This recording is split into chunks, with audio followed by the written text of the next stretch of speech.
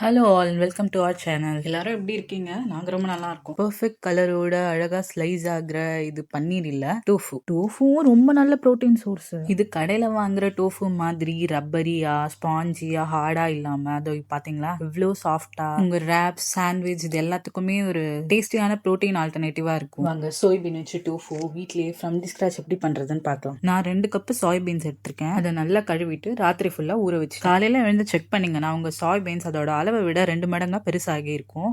நல்லா ஊறி இந்த அளவுக்கு பெருசாகி இருக்கும். இப்போ இந்த ஊர்ன சோய்பீன்ஸை ஒரு மிக்சர் ஜாருக்கு மாற்றி நல்லா மைய அரைச்சு எடுத்துக்கோங்க. நாம எப்படியும் கொஞ்சம் நிறைய குவான்டிட்டி தான் செய்வோம். ஸோ இவ்வளோ பீன்ஸ் எடுக்கும்போது கண்டிப்பாக குட்டி மிக்சர் ஜார்லாம் ஒர்க் அவுட் ஆகாது. ஸோ நல்ல பெரிய மிக்சர் ஜாராக எடுத்துட்டு அதில் நம்ம சோய்பீன்ஸ்க்கு ஈக்குவலான அளவுக்கு தண்ணி இல்லாத விட கொஞ்சம் அதிகமாக மட்டும் முதல்ல தண்ணி விட்டு நல்லா மைய பேஸ்ட்டாக ஃபஸ்ட்டு அரைச்சிக்கோங்க. ஒன்ஸ் அது நல்ல பேஸ்ட் கன்சிஸ்டன்சிக்கு நைஸாக அரைஞ்சிருச்சுன்னதுக்கு அப்புறமா நம்ம நிறைய தண்ணி ஊற்றி அதை மில்க் கன்சிஸ்டன்சிக்கு கொண்டு வந்துக்கலாம். நான் டோஃபுவை மீல் ஆட் பண்ணதுக்கு 2 காரணம் என்கிட்ட இருக்கு. நான்வெஜ் எனக்கு டெய்லி சாப்பிட பிடிக்காது அண்ட் இதை விட அது விலையும் ஜாஸ்தியா இருக்கு. நான் வீக்லி 3 நாள் 4 நாள் நான்வெஜ் எடுத்துக்கிறேன்னா 1 நாள் இல்ல 2 நாள் டோஃபுவும் எடுத்துக்கிறேன். அண்ட் பன்னீர் பிடிக்கிறவங்களுக்கு இது ரொம்பவே பிடிக்கும். அண்ட் பன்னீர்ல இது பாதி செலவு தான் ஆகும்.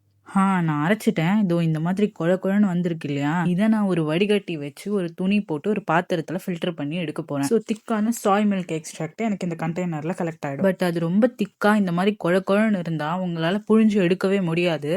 ஸோ நான் இங்கே கொஞ்சம் கொஞ்சமாக தண்ணி நிறைய சேர்த்து ஃபில்டர் பண்ணி எடுத்திருக்கேன். ஆனால் உங்களுக்கு ஒரு சூப்பரான டிப்ஸ் தரேன். நெக்ஸ்ட் டைம்ல இருந்து நானும் அதான் ஃபாலோ பண்ண போறேன். உங்கள் சாய்பீன்ஸை மிக்சர் ஜாரில் அரைச்சி எடுக்கிறீங்கல்ல, எடுத்த உடனேவே உங்கள் மிக்சர் ஜாரில் கலெக்ட் ஆன அளவை விட ஒரு 3-4 மடங்கு அதிகமான அளவை பிடிக்கக்கூடிய ஒரு பெரிய பாத்திரத்தில் வச்சு அதை டிரான்ஸ்ஃபர் பண்ணிக்கோங்க. டிரான்ஸ்ஃபர் பண்ணிட்டு அதில் இந்த மிக்சர் ஜார் அளவுக்கு இன்னும் ஒரு 2 மடங்கு இல்லை 3 மடங்கு தண்ணியை எக்ஸ்ட்ராவா ஊற்றி நல்லா தண்ணியாக டைல்யூட் பண்ணிக்கோங்க. ஸோ இட்ஸ் மோர் லைக் உங்கள் மில்க் கன்சிஸ்டன்சிலேயே இருக்கும். ஆனால் கொஞ்சம் அந்த திப்பியா அந்த ஃபைபரும் கலெக்ட் ஆயிருக்கும் இந்த மாதிரி. பட் ஆனா இதை விட அதை ஈஸியா ஃபில்டர் பண்ணி எடுத்துக்கலாம். அட ஏமா காசு கொடுத்தா கடையில தர போறாங்க, வாங்கி தின்ட்டு ஏப்ப விட்டு போல அப்படின்னு சின்சன் சொல்லுவோம் அவங்க அம்மா கிட்ட. அதே மாதிரிதான் இது தோணும். ப்ராசஸ் ரொம்ப ஜாஸ்தியா இருக்கேன்.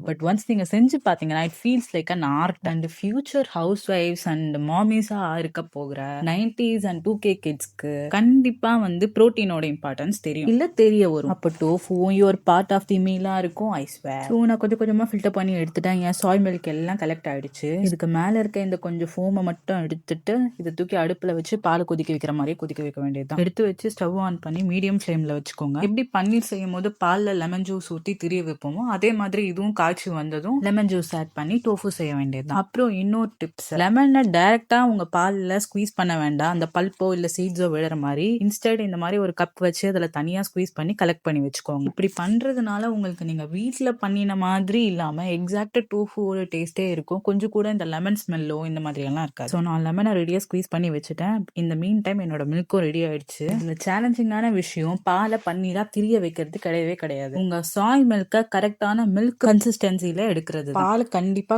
குழன்னு இருக்கவே கூடாது. லைக் இந்த கார்ன்ஃபிளவர் கரைச்சு சூடு பண்ணா ஒரு மாதிரி சிரப் மாதிரி ஆகும்ல, அந்த மாதிரி ஆகவே கூடாது. தண்ணியா பால் மாதிரியே இருக்கும். அதுக்கு பெஸ்ட் வே நீங்க ஃபில்டர் பண்றதுக்கு முன்னாடியே நிறைய தண்ணி கலந்து டைல்யூட் பண்ணிக்கோங்க.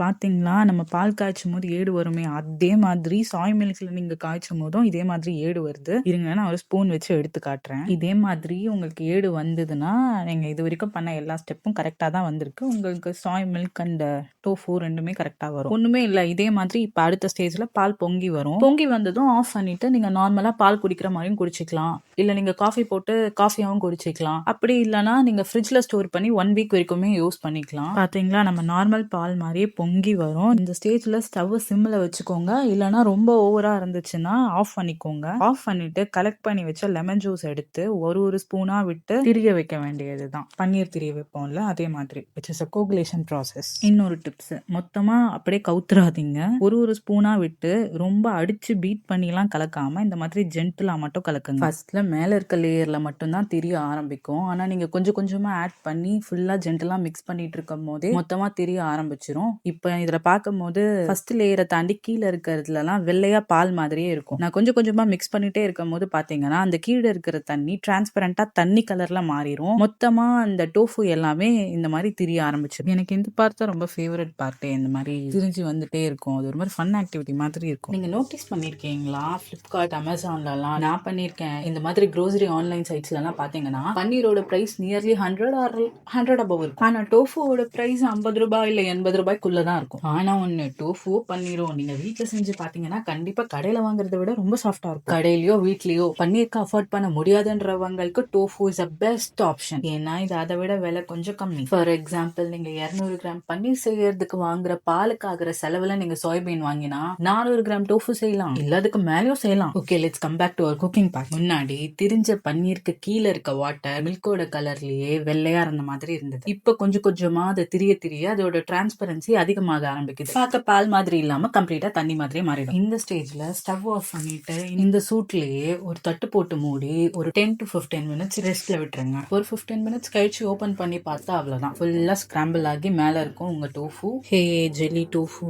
தண்ணி மொத்தமும் அடியில தங்கிடும். அதாவது அதுதான் வே வாட்டர். அடுத்து இதை ஒரு கிளாத் வச்சு ஃபில்டர் பண்ணி எடுத்துக்க வேண்டியதுதான். நாங்க இருக்க இந்த அபார்ட்மெண்ட்ல இருக்க இந்த கிச்சன் கொஞ்சம் பார்ஷியலி ஃபர்னிஷ்டு. ஸோ இந்த மாதிரி ஒன்று இருந்தது. ஆனா இது என்னதுன்னு எனக்கு தெரியல. மேபி இவங்க சீஸ் கிரேட் பண்றதுக்கு எதுக்காவது வச்சிருப்பாங்களோ என்னமோ. இப்போ இந்த பன்னீர் மேக்கர், டோஃபு மேக்கர்லாம் ஆன்லைன்லயே ரொம்ப சீப்பாலாம் வந்துருச்சுன்னு நினைக்கிறேன். உங்ககிட்ட அது இருந்தா அதுல போட்டு ப்ரெஸ் பண்ணி எடுத்துருங்க, சிம்பிள். இல்லைன்னா நம்மளாம் வீட்டுல பண்ணுவோம்ல, நானும் முன்னாடி வீட்டுலலாம் அதான் பண்ணுவேன். ஒரு இட்லி துணி எடுத்து அதுல மூட்டை மாதிரி கட்டி மணக்கட்டை எடுத்து அது மேல வச்சு வெயிட்டா வச்சு விட்டுருவேன். அது ஒரு 1/4 மணி நேரத்துல பன்னீர் ரெடி ஆகும். சேம் அதே பண்ணிக்கலாம். இது ஸ்கிராம்பிள் ஆகி வந்திருக்கே தவிர இதுல இன்னும் எக்ஸஸ் வாட்டர் இருக்கும். அந்த எக்ஸஸ் வாட்டர் ரிமூவ் பண்றதுக்கு தான் இந்த மெத்தட் பண்றோம். So it can hold a shape. இந்த மாதிரி கவர் பண்ணி அதுக்கு மேல நல்லா வெயிட் வச்சு விட்டுட்டேன். ஒரு 15 மினிட்ஸும் ஆயிடுச்சு. ஓபன் பண்ணி பார்க்கலாம். நல்ல சாலிடான டோஃபு பிளாக் கிடைச்சிருச்சு. இதை நீங்க ஸ்ட்ரைட்டா குக் பண்ணவும் ஸ்டார்ட் பண்ணிடலாம். அப்படி இல்ல உங்களுக்கு ஸ்டோர் பண்ணணும்னா ஃப்ரிட்ஜ்ல வச்சு ஸ்டோர் பண்ணிக்கலாம். ஒரு நீங்க ஸ்டோர் பண்ற கண்டெய்னர்ல இது முங்குற அளவுக்கு தண்ணியும் ஊத்தி ஸ்டோர் பண்ணிக்கோங்க. அப்போ உங்களுக்கு அது ட்ரையாவோ ஹார்டாவோ ஆகாம இருக்கும். பாத்தீங்களா எவ்வளவு அழகா பெர்ஃபெக்ட்டா ஸ்லைஸ்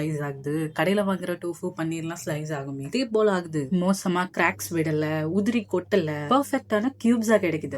சாஃப்டாவும் இருக்கு. ஈவன் குக் பண்றதுக்கு முன்னாடி சாஃப்டா இருக்கு. நான் இன்னைக்கு இதை வச்சு ஒரு ரேப் தான் செய்ய போறேன். ரொம்பவே நல்லா இருந்தது. என்னோட ஃபேவரபிள் மசாலாஸ் எல்லாம் போட்டு மேரினேட் பண்ணி ஒரு 20 மினிட்ஸ் விட்டுட்டு தவால போட்டு சாட்டே பண்ணி எடுத்துட்டேன். நல்லா ஃப்ரெஷ்ஷா சாஃப்ட் அண்ட் ரிச்சா இருந்தது. என்னோட ரேப்ல இதை ப்ரோட்டீனா ஆட் பண்ணிக்கிட்டேன். என்னோட இந்த ஹெல்தி பேலன்ஸ்டு ரேப் ரெசிபி ஷார்ட்ஸ்ல அப்லோட் பண்ணிருப்பேன். வேணும்ன்றவங்க செக் பண்ணிக்கோங்க. நீங்க இதை கிரேவியா பண்ணலாம், இல்ல இதே மாதிரி ரேப் பண்ணலாம், இல்ல உங்க சாலட்ஸ்ல ஆட் பண்ணலாம், இல்ல இதுலயே பூர்ஜி பண்ணலாம். நீங்களும் என்னோட இந்த ஸ்டெப்ஸ் எல்லாம் ஃபாலோ பண்ணி டோஃபு செஞ்சு பாருங்க.